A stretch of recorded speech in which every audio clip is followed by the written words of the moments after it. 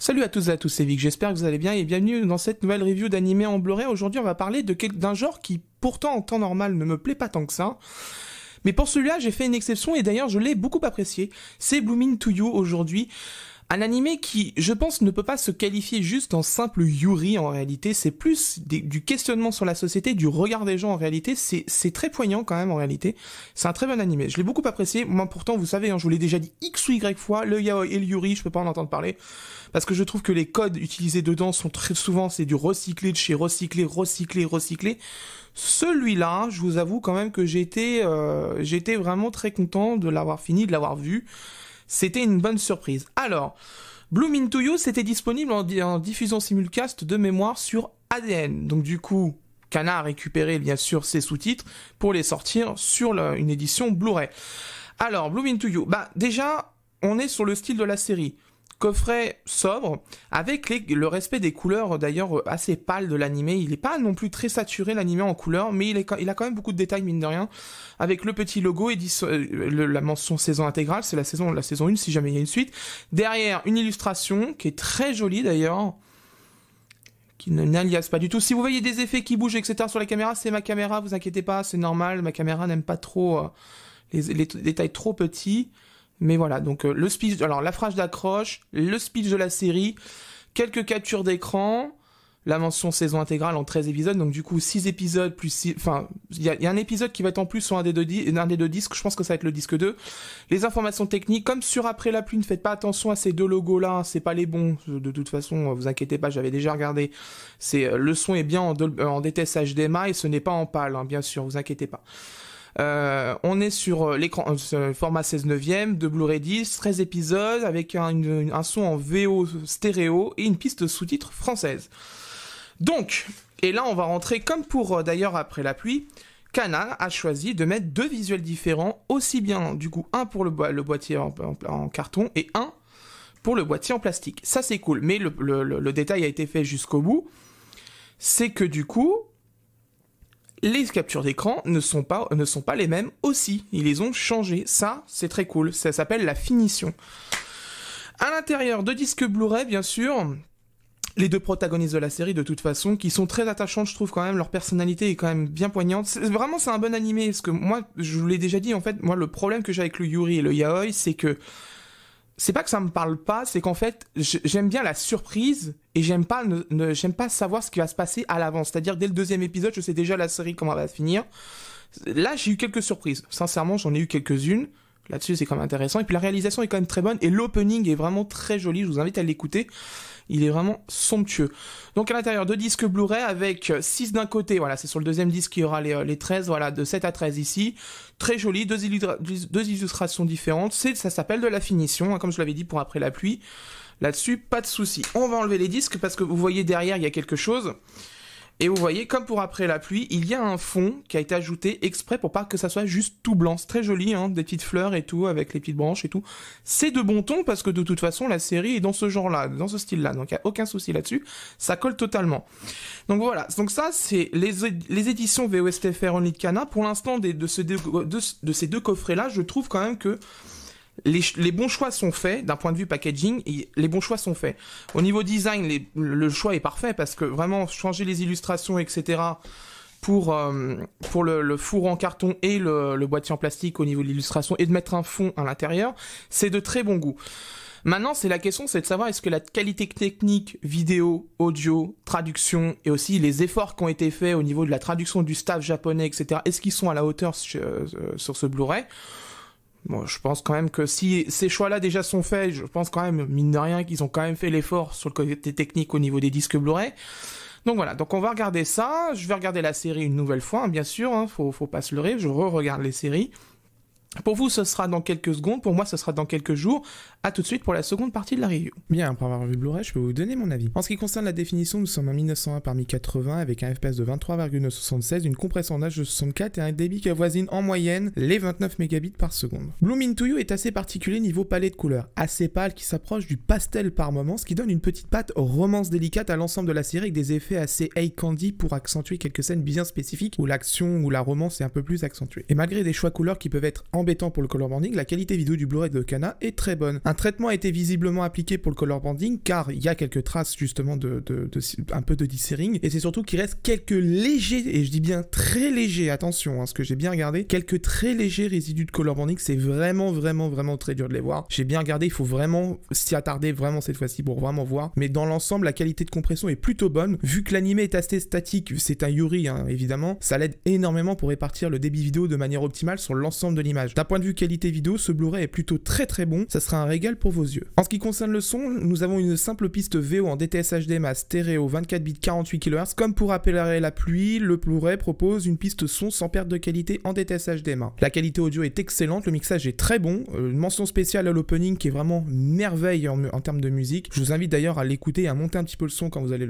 regarder la série. Franchement, sur une bonne barre de son avec un bon casque, parce que je vous rappelle que j'ai changé de casque très récemment, c'est vraiment un plaisir pour les oreilles, vous n'allez pas être déçu avec cette piste son. Au niveau traduction et le style des sous-titres, dans l'ensemble, la police d'écriture et la bordure est parfaite, bonne lecture si bien proche de l'écran qu'à 2 mètres du téléviseur, aucun problème là-dessus, comme pour Après la pluie, c'est le même style de sous-titres, et la lecture ainsi que vraiment la fatigue visuelle est vraiment moindre avec des types de police comme ça, et c'est vraiment agréable à lire. S'il vous plaît Kana, ne changez pas la police d'écriture, elle est très bien comme ça. Et avant de parler de la traduction pure des sous-titres, mention spéciale aussi, Kana a pris la peine de traduire l'opening et l'ending au niveau du staff japonais en français, intégralement, et ça c'est quand même cool, parce que vraiment, connaître les gens qui ont bossé dessus, c'est quand même vachement bien, ça permet de reconnaître quelques noms qu'on revoit souvent dans certaines séries, et se dire, ah tiens, lui il a déjà réalisé tel animé, il bosse aussi là-dessus, c'est cool. C'est quand même intéressant pour la culture vraiment de l'animation, c'est vraiment intéressant, donc là-dessus, bon point. Maintenant, on va parler de la traduction au niveau des sous-titres, c'est la traduction d'ADN, ça là-dessus, pas de problème. Elle m'avait plutôt convaincu sur la plateforme SVOD, il m'a convaincu aussi sur le Blu-ray. Les quelques coquilles qui avaient été détectées du coup pendant la version SVOD ont été corrigées sur la version Blu-ray, ce qui est une très bonne chose. Là-dessus, la traduction est vraiment de très bonne qualité. L'adaptation est même très bonne parce que certaines blagues qui sont faites en VO, qui sont un peu difficiles à traduire en français, sont plutôt bien traduites avec vraiment des bons choix qui sont faits. Là-dessus, franchement, j'ai rien à dire, la traduction est vraiment de très bonne qualité. Donc franchement, des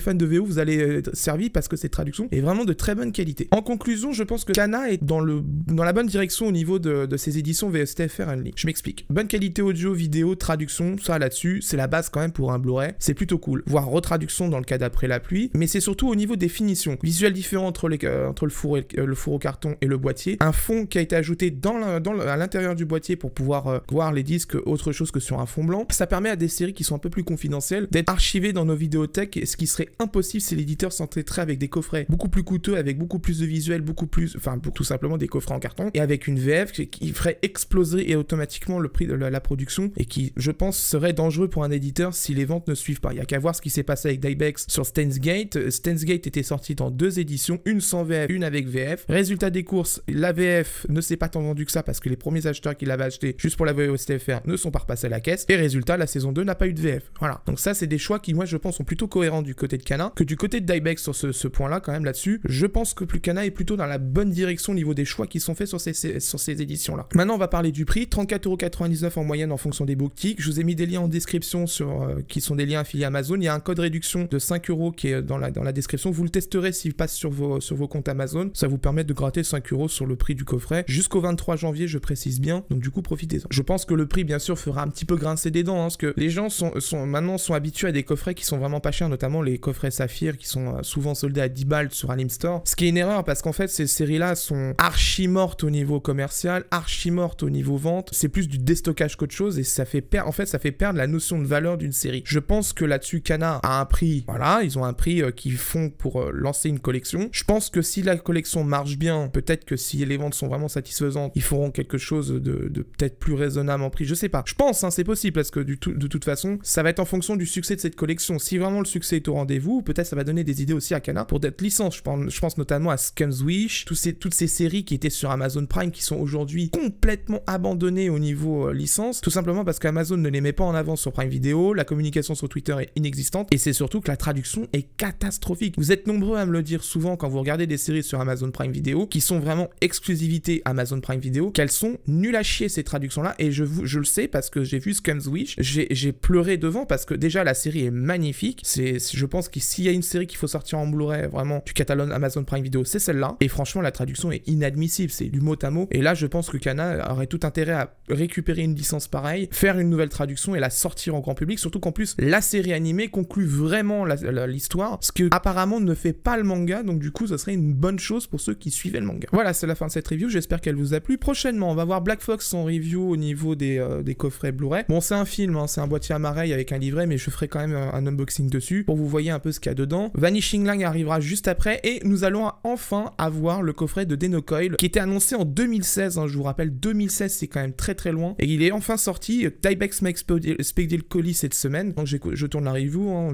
je crois le 16 janvier, donc du coup c'est quand même une très bonne chose qu'un coffret pareil qui était très attendu pour les fans de Denocoil qui puisse enfin sortir et arriver dans les mains des clients quand même, parce que ça faisait quand même un moment qu'il était attendu celui-là. Au niveau des reviews, bien sûr il y aura d'autres choses qui vont arriver, il y a notamment s'il sort comme je l'entends en ce moment Yu Yu Hakusho, les My Hero Academia, donc la saison 4 ainsi que le film Heroes Rising. Il y aura d'autres coffrets qui vont arriver de toute façon dans le reste de l'année. J'entends quelques rumeurs de certaines séries qui risquent d'arriver, notamment Dr. Stone, etc. Rising of the Shield Hero, etc. Des trucs comme ça. Pour l'instant, il n'y a rien d'officiel. Tant que c'est pas officiel, je partage pas de toute façon l'information parce que j'estime que j'aime pas trop diffuser de la rumeur. Je préfère vraiment du vrai concret. C'est beaucoup plus intéressant et beaucoup plus pertinent. Néanmoins, si vous souhaitez avoir quelques informations au niveau des Blu-ray, n'hésitez pas à me suivre sur Twitter. Je partage les informations que j'ai moi dans ma possession quand c'est annoncé, ou alors je retweet celle de mon confrère Anime HD que je salue d'ailleurs au passage s'il regarde cette vidéo. N'hésitez pas si vous souhaitez soutenir la chaîne, de déjà vous abonner à la chaîne, d'activer la cloche, de lâcher un énorme pouce bleu et de faire un commentaire pour le référencement. Vous le savez, je vous le dis souvent, le référencement aujourd'hui maintenant sur YouTube est catastrophique. En gros, je vous fais le simple, hein, s'il n'y a pas de commentaires, la vidéo part aux oubliettes et puis c'est tout. Et c'est bien dommage parce que je pense que ces vidéos-là sont quand même utiles pour les gens pour savoir s'ils doivent acheter ou pas et surtout pour comprendre ce qui est fait sur ces Blu-ray là. Donc n'hésitez pas les commentaires de référencement, mais surtout aussi si vous avez des questions, notamment au niveau du Blu-ray de Kana ou de manière générale, si vous avez des questions au niveau de la collection VOSTFR Only de Kana, n'hésitez pas à les poser dans les commentaires, j'y répondrai du mieux que je peux et si j'ai pas l'information, j'irai la récupérer du côté de Kana de toute façon. L'autre moyen de soutenir la chaîne, bien sûr, c'est soit de faire vos achats affiliés Amazon avec mes liens que je vous mets en description, soit de soutenir via le Utip, 1 €, ce que vous voulez, comme vous voulez, mais faites comme vous voulez, vous avez le choix, soit les liens Amazon, soit le Utip, à votre bon cœur comme on dit. Quant à moi, je vous laisse et d'ici là, portez-vous bien. Ciao.